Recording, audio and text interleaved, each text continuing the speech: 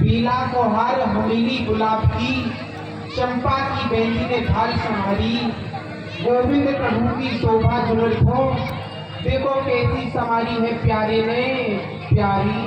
एक ही सखी घर सौ निकसी, मानो चंद्र को देने चली उपमासी। कोई कहे काऊ की नागर, कोई कहे काऊ की दासी। मार्ग के बीच मिले नंदनंदन, कह गई कूक मचाई गई हंसी। घूंघट के पट खोल दिए, मानो दैज कह गई पूरन मासी।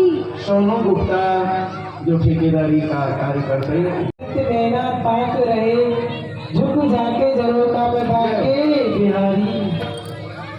माखन से मन की प्रिया, रसकन करत यार। भूख बुझिया चलती जय लड्डू गोपाल। की पीरी कुंडल पीरी मुकुर, और पीरो पीताम्बर ओढ़ी ठाड़ो। ये पीरी बनी कट काठुनी श्याम की, और पीरो ही छोरी चौपट का को। ये पीरी ही मुकुट लकुट कर सोए, और पीरो ही छोरी दिया गारो। ये गोविंद प्रभु की सौभाग्य, ये पीरोई नंदनी नंदी दुलारो। सारी समारी सोनी जुही की तापे लगाई किनारी।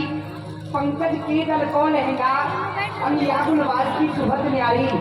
बेला को हार हमेरी गुलाब की, चंपा की बेली में भाल संभारी। गोविंद प्रभु की शोभा जो देखो कैसी समारी है प्यारे ने प्यारी। अरे दे दे दिल ले को मोगलिया ये नीली ही वृंदावन अति सुंदर, नीली ही बेल परम रुचकारी। नीली ही तीर वृक्ष पर बोलत, नीली ही पंकज मोल सुधारी। नीली ही प्रज्वलता अति सुंदर, सीत सुधारो। इतने गुण जो देखकर चाहो, तो श्री राम की जटा निहारो। अरे जी जी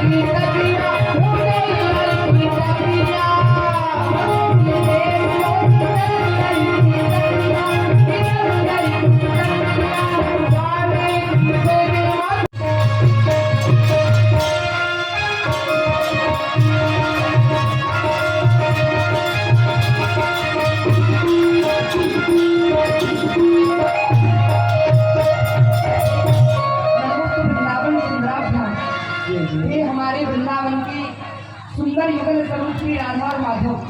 सब प्रथम में आपके चरणों में प्रणाम करूं।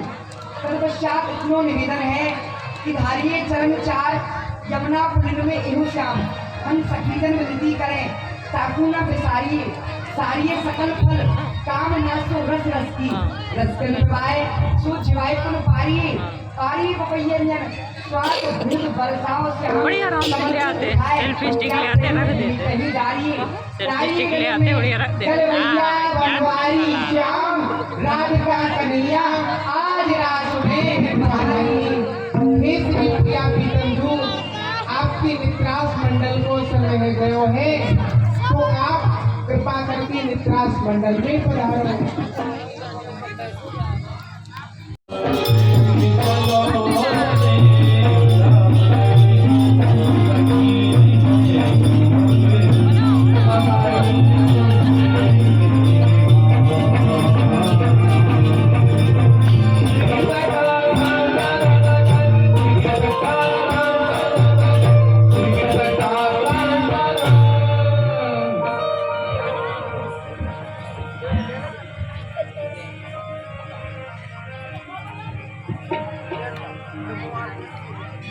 बांसुरी बजाई आज रंग सो मोरा रे बजाई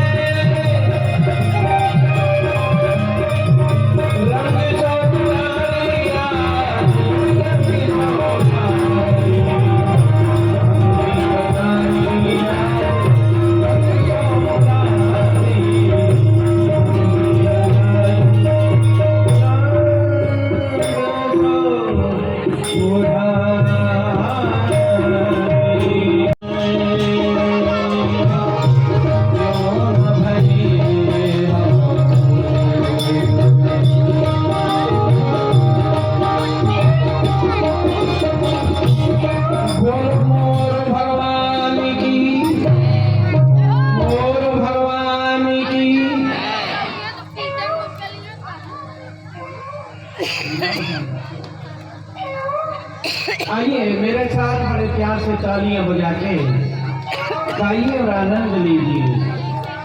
कन्हैया बंसी बजा के गोपियों को आमंत्रित करके बुलाते हैं। गोपियां बंसी को सुन करके कहती हैं क्या? श्याम तेरी बंसी पागल कर जाती है, श्याम तेरी बंसी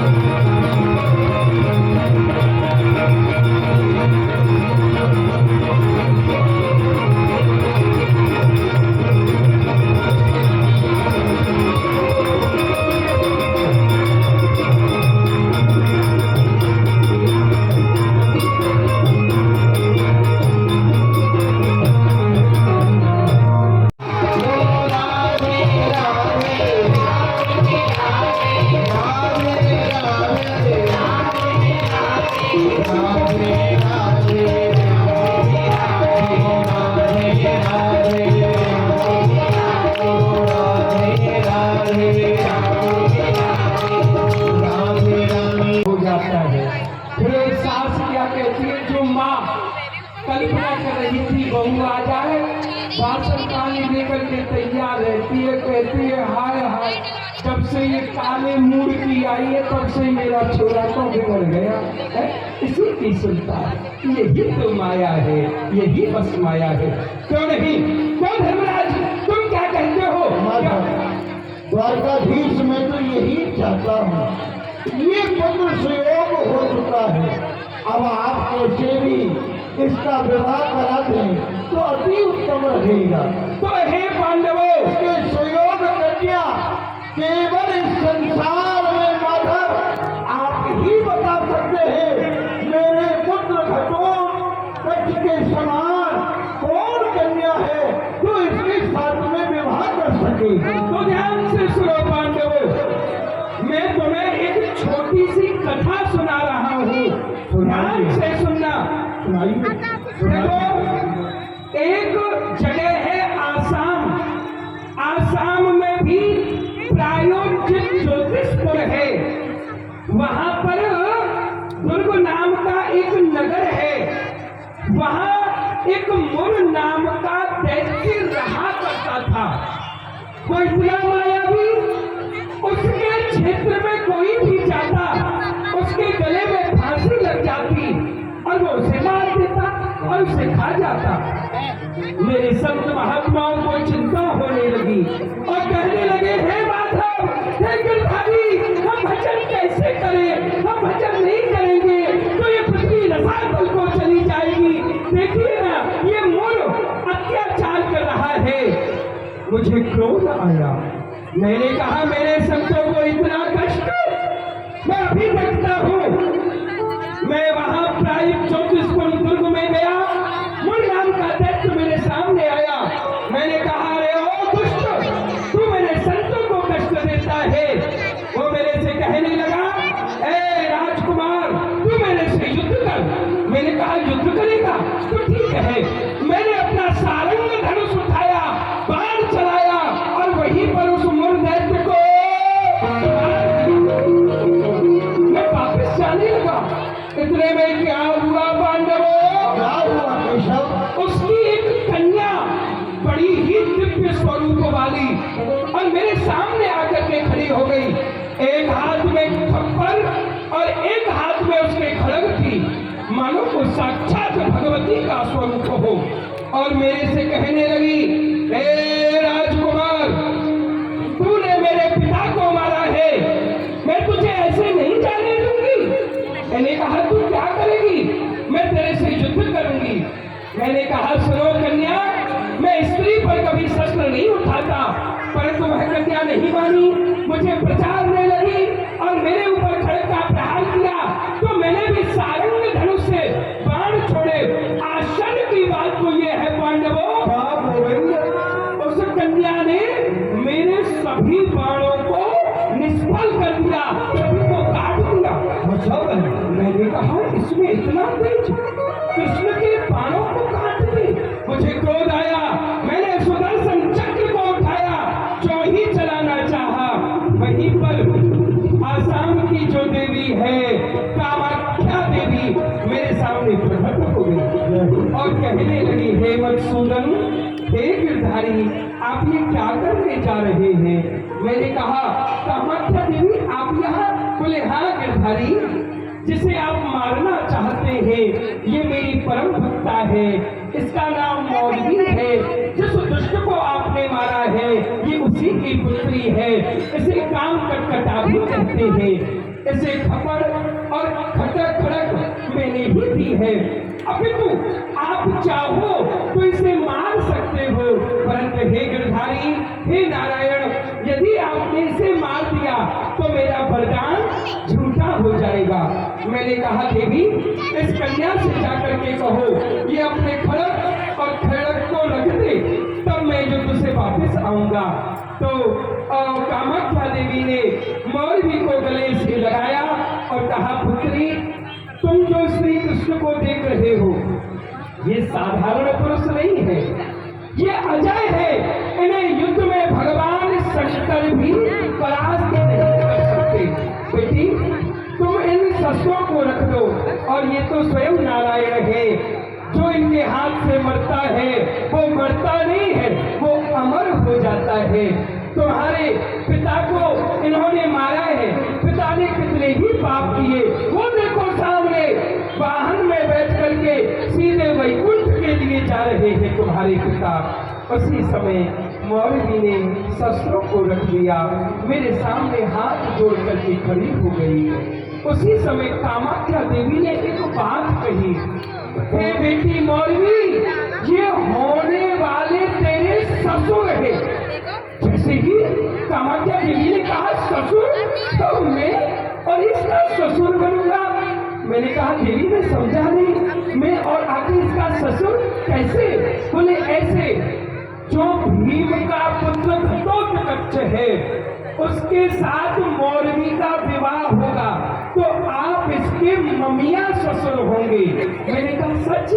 तो मैंने उस कन्या को आशीर्वाद दिया, मैं द्वारका गया, द्वारका से यहाँ आया हूँ। परंतु क्या है प्रभु? परंतु है जो भी कुछ कहा, अच्छा कहा, लेकिन ये परंतु नहीं समझ पाए। परंतु किंतु क्या है? आप बताएं कृपा करके केशव। उस कामाख्या देवी की परम भक्त काम कटकटा ने ये प्रतिज्ञा की है, जो पुरुष मुझे प्रश्न उत्तर में मुझे उलझा देगा, मुझे हरा देगा, मैं सिर्फ उसी के साथ विवाह करूंगी। तुम्हें पता है उसके दरवाजे पर मुंडों की माला लटकी हुई है। ना जाने कितने ही राजकुमार वहां गए, परंतु आज तक उसे कोई परास्त नहीं कर पाया। उसके प्रश्नोत्तर में फंस के वहां उसके हाथ से मारे गए। वो इतनी बुद्धिमान है, उसे कोई वाक्य चातुरी में हरा ही नहीं सकता। तो केशव रहने दो, ऐसी जगह पर हम अपने लाल को नहीं भेजेंगे। अरे ऐसे सोने से क्या प्रयोजन जिससे नाक कान छेदे जाए? ऐसे स्थान पर हम अपने पुत्र घटोत्कच को नहीं भेजेंगे। नहीं भैया, ऐसा नहीं, हम क्षत्रिय हैं।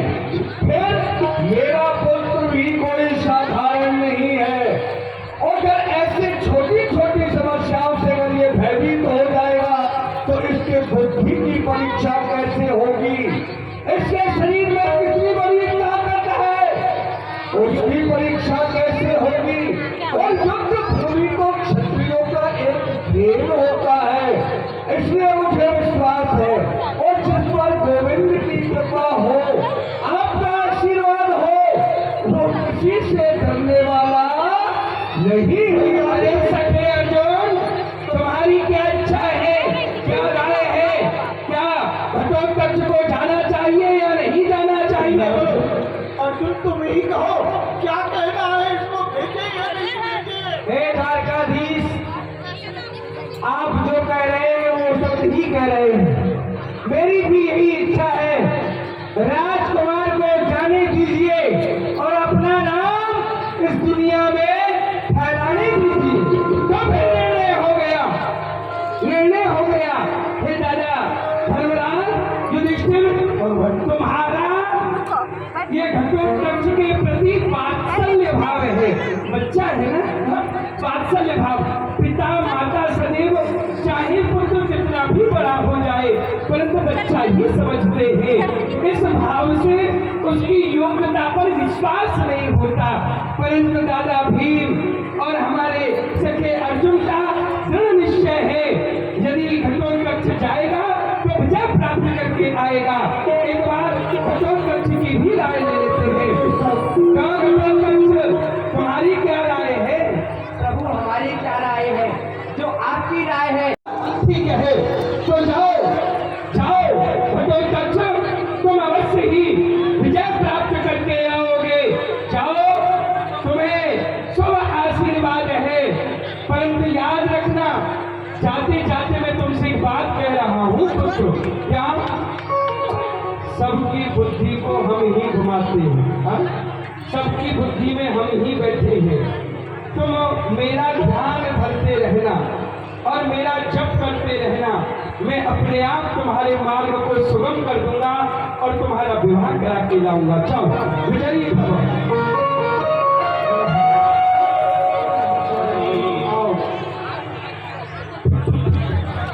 अरे चली जा रही है,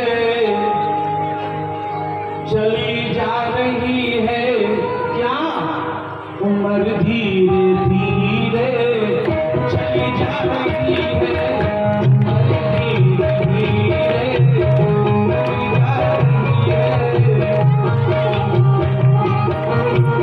पल पल आँखों, पल पल आँखों, धीरे धीरे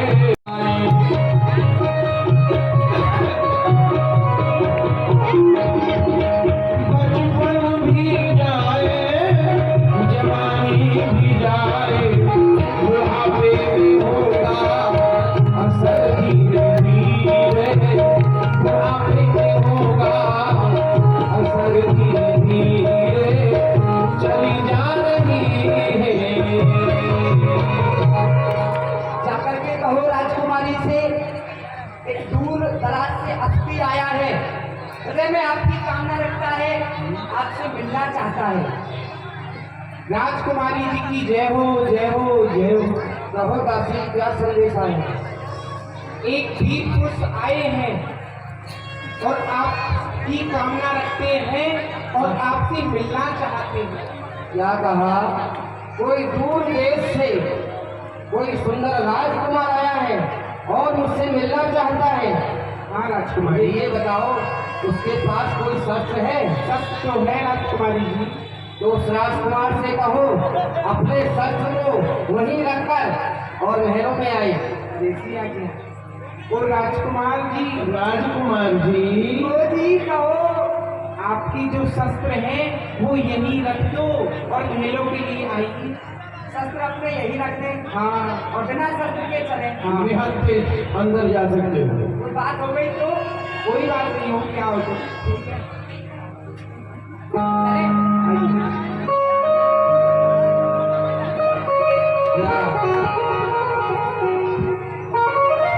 क्या देवी, तुम्हारे द्वारे पे कितनी दूर से अतिथि आया है, ना कोई स्वागत है ना कोई सम्मान है।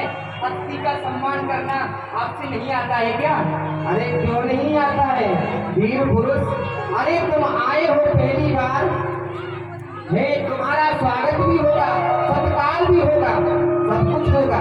परंतु जब तुमने इस महल में प्रवेश किया तो तुमने देखा होगा द्वार पर, वहां पर द्वार पर सर, वहां पर ना जाने कितने बहुत फल लगे हुए हैं, बहुत लगे हुए थे, बहुत हुए ना। हाँ तो इसलिए मैं तुम्हें सजा रही हूँ, समझा रही हूँ। हे वीर पुरुष, तो अपने राज्य के लिए चले जाओ, जहाँ से आए हो वहीं लौट जाओ, जो अपनी प्राणों की आहुति देने के लिए यहाँ पर आए हो। क्या देवी, आप मुझे बच्चों की तरह समझा रही हो, जैसे मैं दूध पीने वाला बच्चा हूँ। मुंडों की माला द्वारे पर नहीं देखी या हड्डी नहीं देखी। देवी मैं तुमसे यही कहूँगा, जब कोई जीते जी कुछ नहीं कर पाया तो मरने के बाद